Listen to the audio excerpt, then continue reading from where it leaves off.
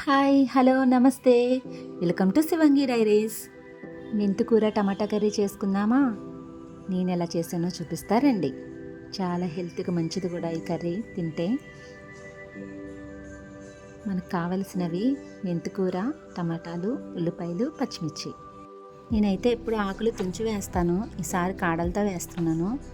ఆకుకూరని శుభ్రం చేసుకొని చిన్న చిన్న ముక్కలుగా కట్ చేసుకోవాలి. మెంతికూర పప్పు కూడా చాలా బాగుంటుందండి. ఈసారి నేను కర్రీ చేస్తున్నాను. చాలా టేస్టీగా ఉంటుందండి ఇలా చేసుకుంటే, పిల్లలు కూడా ఇష్టంగా తింటారు. మనం ఏ కర్రీ చేసుకున్నా కూడా మెంతికూర వేసుకోవచ్చు అండి అందులోని. హెల్త్కి కూడా చాలా మంచిది. చిన్న చిన్న ముక్కలుగా కోసేసుకున్నాను, దాన్ని శుభ్రంగా చేస్తున్నానండి వాటర్లో. ఒక 2 టైమ్స్ వాష్ చేసుకోవాలి. ఉల్లిపాయ ముక్కలు కూడా కోసేసుకుందాం, అవి కూడా చిన్న ముక్కలే కోసుకోవాలి.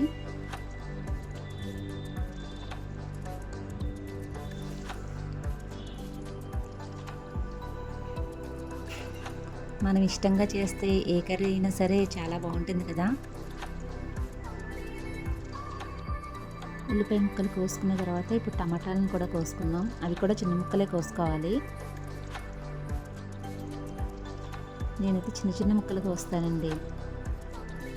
కర్రీ ఉడికినప్పుడు అవి కూడా మెత్తగా ఉడికిపోతాయి. అలా టమాటా ముక్కలన్నీ చిన్న చిన్న ముక్కలుగా కోసేసుకుందాం.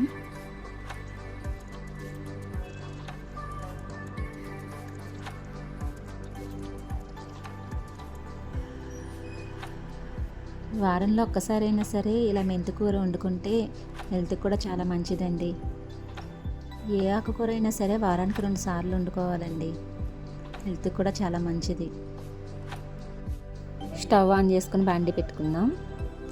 తగినంత ఆయిల్ పోసుకొని అందులో కొంచెం మినప్పప్పు, కొంచెం ఆవాలు, కొంచెం జీలకర్ర, ఎండుమిర్చి, కరివేపాకు, వెల్లుల్లిపాయలు కూడా వేసుకోవాలి. వేసిన తర్వాత ఒకసారి కలుపుకుందాం.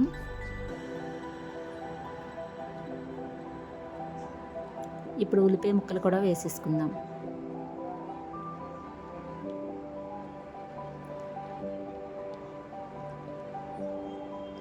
ఒకసారి మళ్ళీ కలుపుకుందాం. ఉల్లిపాయ ముక్కలు మగ్గాలి కదా, దానికి తగినంత ఉప్పు కూడా వేసేసుకుందాం. ఉల్లిపాయ ముక్కల్లో ఉప్పు వేసుకుంటే త్వరగా ఎగిపోతుంది.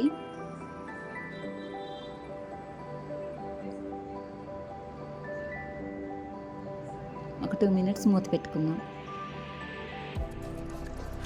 2 మినిట్స్ తర్వాత మూత తీసుకొని అడుగంటకుండా బాగా కలుపుకోవాలి ఉల్లిపాయ ముక్కల్ని.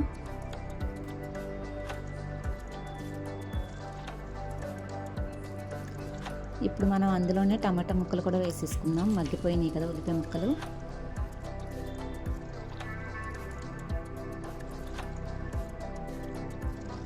నేనైతే టమాటాలు ఎక్కువ వాడతానండి ఇంట్లో.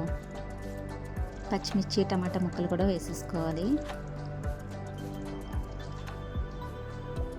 పసుపు, కారం, ఉప్పు మనం వేసుకున్నాం కాబట్టి చూసుకొని వేసుకోవాలి. బాగా కలుపుకోవాలండి కర్రీని. కలుపుకున్న తర్వాత మళ్ళీ మూత పెట్టుకుందాం.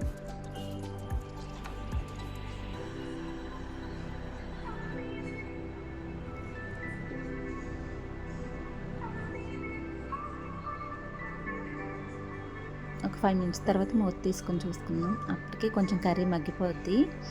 టమాటా కర్రీ మగ్గిపోయిన తర్వాత మనం కోసి పెట్టుకున్న మెంతికూర ఉంది కదండి, అది కూడా వేసేసుకోవాలి.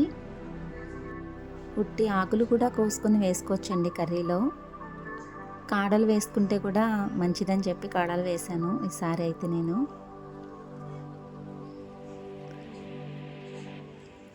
ఆకుకూర వేసేసుకున్న తర్వాత ఒకసారి మొత్తం కలుపుకుందాం. కర్రీ మొత్తం కలుపుకొని ఒక 5 మినిట్స్ మూత పెట్టుకుందాం.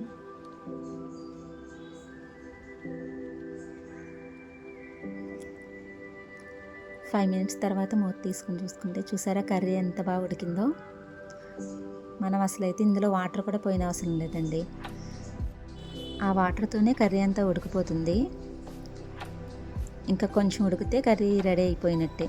మళ్ళీ మనం ఒకసారి మూత పెట్టుకుందాం. మూత పెట్టుకొని ఒక 2 మినిట్స్ మగ్గనిద్దాం కర్రీని.